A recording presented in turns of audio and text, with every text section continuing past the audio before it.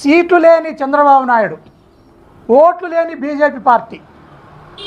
ఈయనకి సీట్లు లేవు, వాళ్ళకు ఓట్లు లేవు.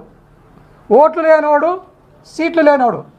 గతి లేనమ్మా మతి లేనోని పోయినట్లు సీట్లు లేని చంద్రబాబు నాయుడు, ఓట్లు లేని బీజేపీని ఎందుకోసం వాళ్ళని కలుపుకున్నాడంటే ఖచ్చితంగా వాళ్ళైతే ఈ ఎలక్షన్ ప్రక్రియలో నాకు సపోర్టుగా ఉంటారు, ఈ పోల్ మేనేజ్మెంట్ అంతా కూడా వాళ్ళు గందరగోళం చేయగలుగుతారు అన్న ఉద్దేశంతోనే నువ్వు వాళ్ళని కలుపుకున్నావు.